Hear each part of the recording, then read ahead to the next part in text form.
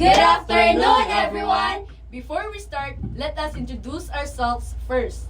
Ako di ay si Itzel sa Limbangan. Ako di ay si Anika Shia F. Velez. Ako si Hannah Sofia M. Villacruzes. Ug ako po di ay si Danica K.S. Chavez. So today, we're gonna tackle about men are better in math than women. So all of you guys, are you agree that men are better in math than women? Para na ako, kay dili tinuod nga mas maayo mo math ang mga lalaki kaysa sa mga babae. Parehas nga makakatuon og mo perform og maayo sa math og mga lalaki ug babae depende sa ilang kahibalo, interest o kahigayunan nga makakatuon. So depende ra gina siya guys no. So guys no, digid siya magmatter sa imong gender, mababae man or malalaki. Depende ra gina sa imong focus o kanang like sa imong interest ba nga like focus mo about ana nga lesson, magdepende ra gina siya. So para nimo, mas maayo ba ang lalaki sa math kaysa sa babae? Para nako kay dili gyud basihan ang gender sa pagkamaayo kay na kitang tanan lain-lain gyud ta og kanang naay ka mahuan og wala ta na kamao. So base sa kanang kuan kay dili jud ta magbase sa gender kay ang mga tao lain-lain og credibility niya.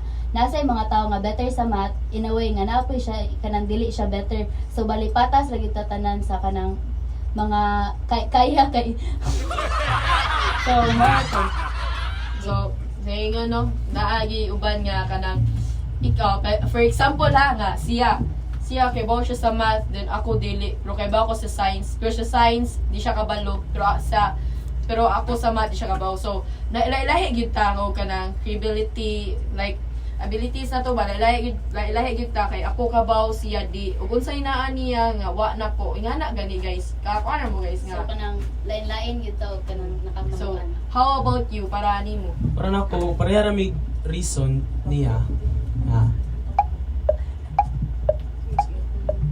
Nga kanang lain-lain. Oh, lain-lain dyan nga mabawaan ang usa ka estudyante.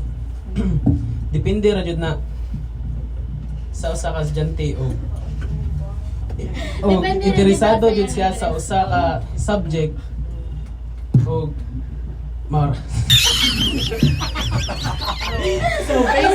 So, mora na sa iya, no? So, ang para po na ko, for me, kay, it depends yun, guys. Like, unsa na lang gingon gani nga, sa iya kay, kuhan daw sa kanang lalaki, dili daw tinuod nga, mas maayo ang lalaki sa math kaysa sa babae. So, which is, kuhan, yun na siya, kanang rag, like, dili, like, mura siya sayop gani, guys, kay, like lahi ba yata like unsa sa diyang gingon nga lahi ta nga ikaw kabalo ako kabalo unsa mong what I have kanang said earlier. So sa iyasan nga base kay ano siya nga kanang depende ra daw sa estudyante o basta magdepende ra daw sa estudyante.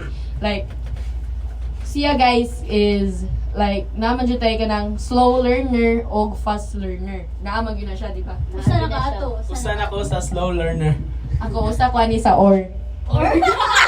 Ikaw dai. So kanang kuan. Neither daw. Neither.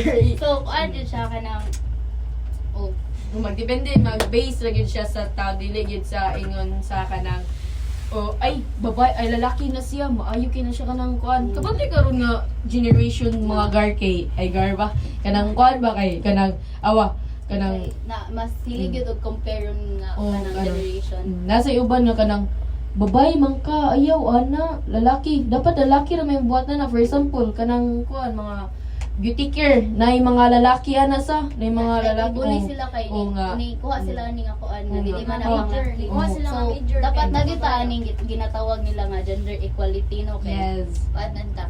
Pare-pareha ra man jud ta. Naatay mga butang nga ang babae, namay mga butang nga kaya sa laki nga kaya pud sa babae.